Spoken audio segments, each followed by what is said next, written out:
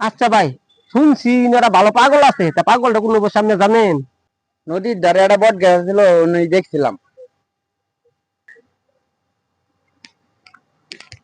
বাবা, ও বাবা, বাবা গো, বাবা, কে রে তুই?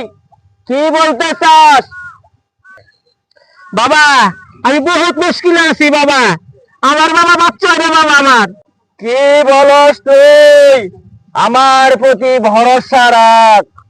আপনি দয়া করুন বাবা, বাবা দয়া করুন। এই এই সাদা ফুল দিলাম, 10 গ্লাস পানিতে ভিজায়া আজকে খাবি। আর এই লাল ফুল দিলাম, 10 গ্লাস পানিতে ভিজায়া আগামীকাল খাবি।